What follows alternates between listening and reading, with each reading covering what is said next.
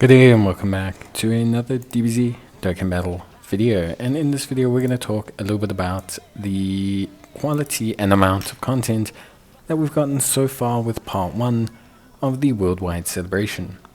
Now I think it's pretty widely known or considered that worldwide celebration part 1 has been lacking a little bit in the content. It's not necessarily, the most content-filled part, and you can kind of see that if you compare part 1 from last year, we got around 426 stones.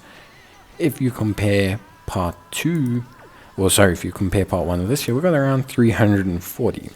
So there's been a drop in the amount of stones, but does that necessarily translate to a drop in the amount of content? And I think this can be focused on in two main areas. So firstly, I think, and the most important area, is the challenge content. Now, I think the big difference in challenge content comes in two ways. The first is that memorable battles, which is one of the major in-game contents that they've introduced, all of them are single phase fights.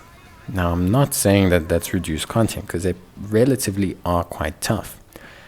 But the thing is here, although they are tough fights, they are all single phase, and they're all quite quick. They're like heavy, hard-hitting stages. They're not stages that are necessarily long or like take effort. They take effort in terms of like level of difficulty, in terms of damage you need to do, but they feel like kind of gun and runs. Same with the Broly event. It's a two-phase event and it's only one stage. If you compare both of these comparatively to the Divine Hope event from last year, the Divine Wrath and Hope event, this event had 9 stages. Yes, released obviously throughout the course of the event, but the stages themselves, yes, some were one phase, some were 2 phases, some were 3 phases. There was a lot of gimmicks involved, but at the time they were, very interesting, longer staged fights to kind of coincide or counteract the short form red zone content at the time, which was Dismal Future. For this celebration, we've got a lot of short form content. We've got a lot of content that's been, in theory, essentially 1 phase fights, 2 phase fights, even the blue zones. The first 2 rounds have been 1 phase fights. The 3rd round was a 3 phase, but very quick, very low health bosses. And this, for me, is part of the issue. It's not necessarily the only issue with the content, but I think it makes the content come across as, less. On top of that as well, you have to factor in that last year we got a lot of missions for fighting Legend Vegeta and Goku. This time around, we've got none. Now, I know they don't like to hand these out because of the stone rewards, but for me, they should start to look at making these missions, even if it's just 3 dragon stones and you have to complete them without a support item.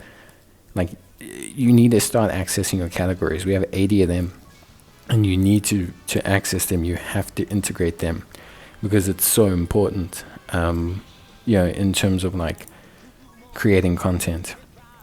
So I feel like between the missing missions that we didn't really get, between the shorter format of the content and just the general shortness of a lot of the content, it's felt like definitely the challenge content's been a lot more limited. The rest is kind of 1 for 1. The growth event's kind of 1 for 1. The story event's kind of 1 for 1. The other major area is Extreme Z battles.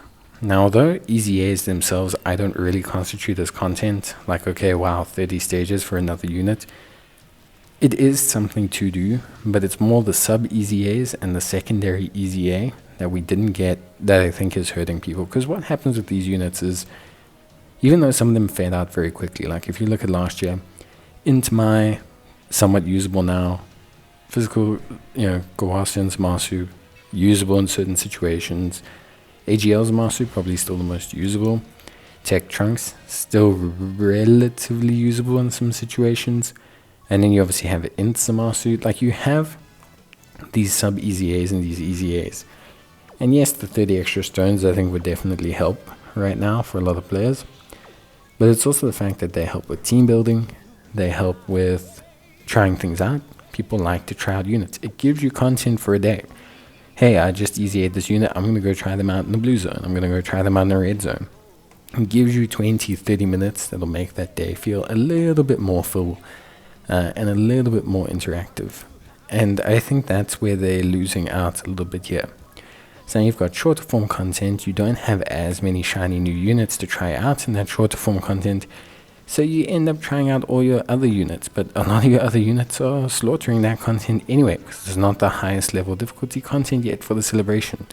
So it kind of feels pointless trying out like MUI Goku or Vegeta in all of these events when you know that they're going to, dominate them. So I think the content format hasn't helped, but I do think we've received less good content overall.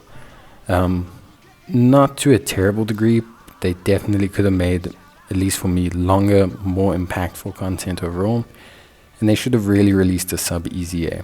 I think the rest of the banner, like the rest of everything is fine. Banner formats, tickets, all of that, the changes they made, I think are great.